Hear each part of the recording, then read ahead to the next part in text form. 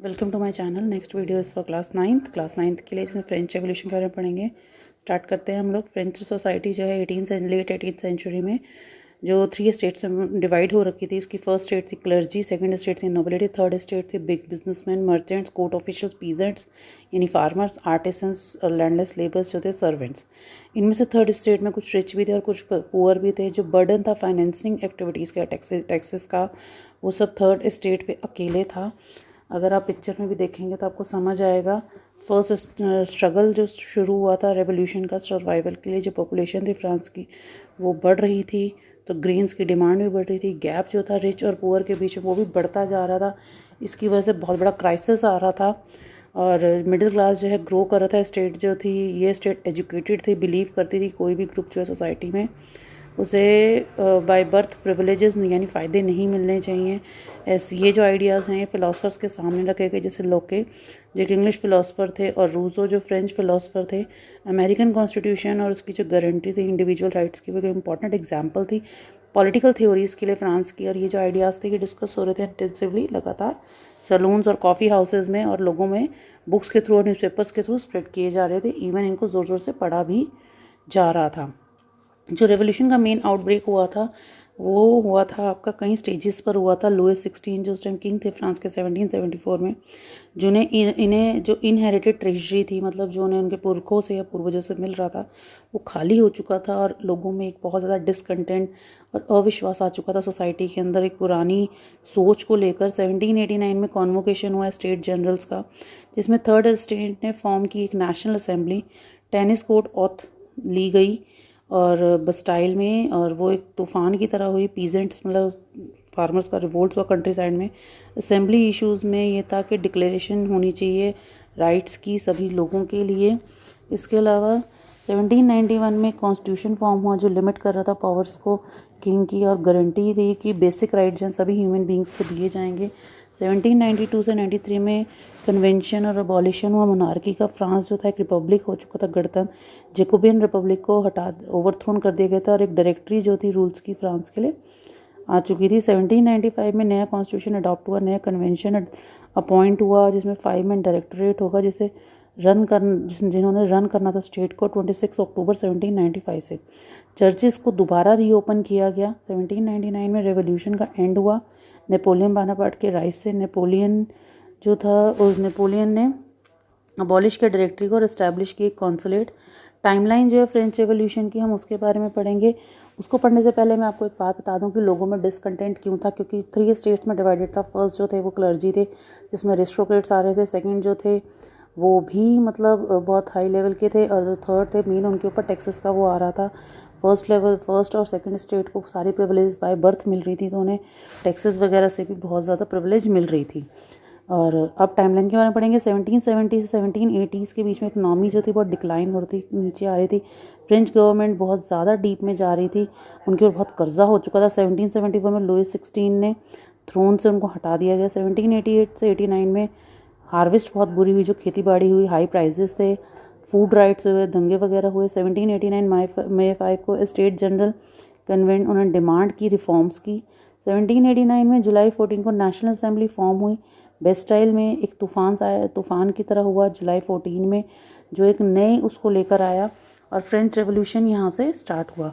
1789 की अगस्त 4 को जो नाइट थी, अगस्त 4 की एंड की, जो राइट्स थे एरिस्टोक्रेसी के, या उनको सरेंडर करना पड़ा अपने फेडरल राइट्स को, मतलब उनके राइट्स उनसे ले लिए गए। ऐसा कहा गया कि बाय बर्थ उन्हें कोई भी राइट्स नहीं दिए जाएंगे।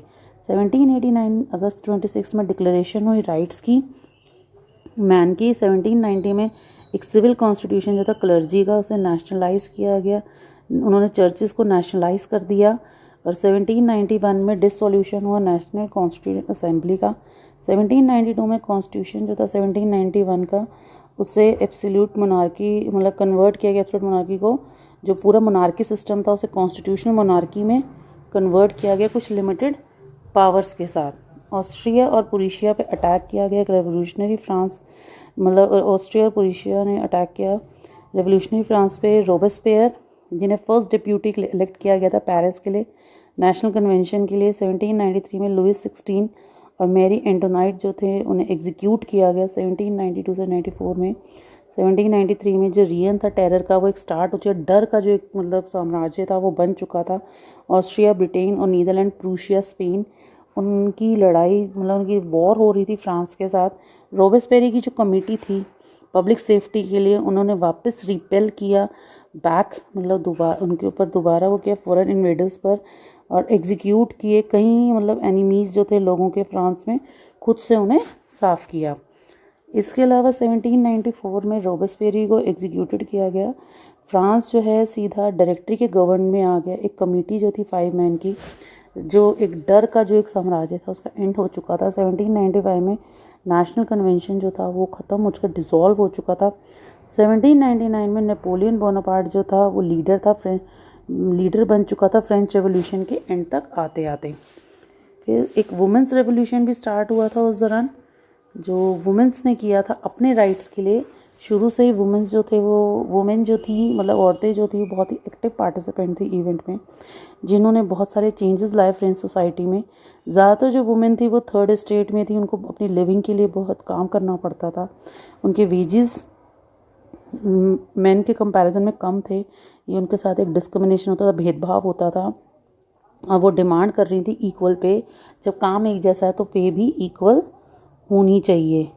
और ये सब डिस्कस करने के बाद उनका जो वॉइस ऑफ इंटरेस्ट था कि वुमेन ने अपना एक पॉलिटिकल क्लब स्टार्ट किया, न्यूज़पेपर स्टार्ट किया। उनकी जो मेन डिमांड थी कि वुमेन को भी पॉलिटिकल राइट्स मिलने चाहिए जैसे आदमियों को यानी मेन को मिले हुए हैं। कुछ लॉज इंट्रोड्यूस किए गए इम्प्रूव करने के लिए वुमेन्स की पोजीशन।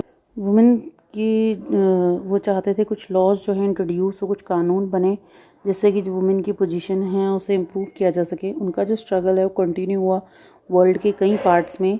फाइनली 1946 में जो वुमेन थी फ्रांस में, उन्होंने जीता, राइट टू वोट का अधिकार उनको मिला। उसके बाद है टॉपिक अबॉलिशन ऑफ स्लेवरी। जब गुलामी को ख़त्म किया गया, एक ट्रायंगुलर स्लेव ट्रेड था यूरोप, अफ्रीका और अमेरिका के बीच में।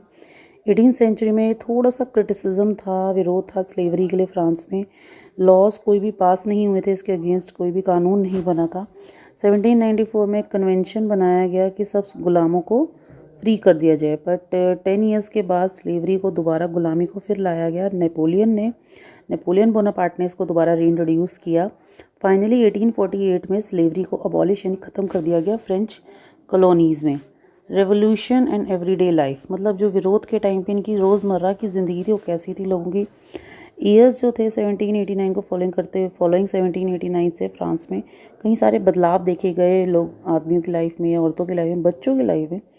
जो रेवोल्यूशनरी गवर्नमेंट थी उन्होंने खुद से सब कुछ लिया, लॉज पास किए, ट्रांसलेट किया आइडियल्स को, मतलब जो आज़ादी के, इक्वलिटी यानी बराबरी के जो आइडियल्स थे, सोच थी, उनको रोज़ की प्रैक्टिस में लाया गया। एक इम्पॉर्टेंट लॉ जो आया अफेक्ट में कि सेंसरशिप को अबॉलिश किया गया। एक आइडिया था लिबर्टी का और डेमोक्रेटिक राइट्स का, उसको इम्पॉर्टेंट लेगेसी यानी इम्पॉर्टेंट उसको पोजीशन स्पेस मिली फ्रेंच रेवोल्यूशन में, और जो स्प्रेड हुआ पूरे फ्रांस में और फिर बाद में पूरे यूरोप में ड्यूरिंग 19th सेंचुरी। इसके बाद है हम नेपोलियन बोनापार्ट के बारे में पढ़ेंगे। 1804 में नेपोलियन ने खुद को एम्परर डिक्लेयर किया, फ्रांस का खुद को क्राउन किया और अपने आप को राजा घोषित कर दिया। उसने कई नेबरिंग यूरोपियन कंट्रीज़ को कॉन्कर किया, अपने कंट्रोल में लिया, डायनेस्टीज़ को डिस्पोज किया, अपनी किंगडम क्रिएट की जहाँ पर उसने अपने ही फैमिली मेम्बर्स को प्लेस किया। उसने एक मॉडर्नाइज़र का रोल दिखाया, यूरोप मॉडर्नाइज़र ऑफ यूरोप, मतलब अपना रोल जो है उसने यूरोप के मॉडर्नाइज़र के रूप में पेश किया। और फाइनली वो डिफीट हुआ वाटरलू में 1850 में। इसके बारे में हम डिटेल में डिस्कस करेंगे अभी। नेपोलियन बोनापार्ट का जो बर्थ है वो 15 अगस्त 1769 को हुआ था। इसके अलावा मैं आपको बता दूं 11 नवंबर 1799 से 18 मई 1804 तक वो फर्स्ट काउंसिल के रूप में एक शासक के रूप में रहा, रूलर बना। 18 मई 1804 से 6 अप्रैल 1849 नेपोलियन रहा, और नेपोलियन के नाम से मतलब वो नेपोलियन सम्राट यानी एम्परर के उसमें रहा। दोबारा वो 20 मार्च और 22 जून 1815 में दोबारा एम्परर बना, और वो यूरोप के कई एरियाज में भी एक रूलर बना। इसके अलावा मतलब हिस्ट्री में नेपोलियन जो है मतलब वर्ल्ड का सबसे ग्रेट जनरल भी रहा, गिना जाता है। उसने फ्रांस में एक नई आइडियोलॉजी स्टार्ट की जिसे नेपोलियंस आइडियोलॉजी कहा गया। हिस्ट्री में वो एक ग्रेट वॉरियर के रूप में भी जाना जाता है। उसके सामने कोई रुक नहीं पा रहा था जब तक उसने 1812 में रूस पर अटैक नहीं किया था, जब सर्दी के वातावरण से मतलब एनवायरनमेंट से उसकी सेना को बहुत नुकसान पहुंचा। 18 जून 1850 वाटरलू के जो वॉर थी उसमें वो डिफ़ीट हुआ। उसके बाद अंग्रेज़ों ने उसे एक मतलब ओशन के पास एक दूर के आइलैंड सेंट हेलेना में उसे प्रिजनर बना लिया, जहाँ 6 इयर्स के अंतराल में वो रहा। उसकी फिर डेथ हो गई। हिस्टोरियंस की माने तो अंग्रेज़ों ने उसे अरसानिका का पॉइजन देकर मार डाला था।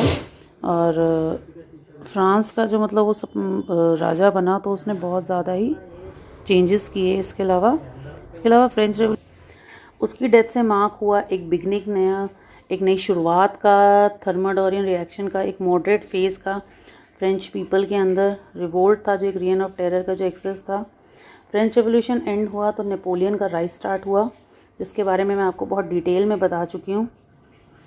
इसके साथ मैंने आपको इसके होम असाइनमेंट दिए हैं, क्वेश्चन आंसर्स दिए हैं। आई होप आप लोगों को लेसन बहुत अच्छे से समझ आ गया। अगर कोई भी डाउट हो तो प्लीज़ आप कमेंट बॉक्स में कमेंट करें। Thank you. और अगर आपको ये वीडियो अच्छा लगा हो तो please like my video, share and subscribe my channel for the further videos.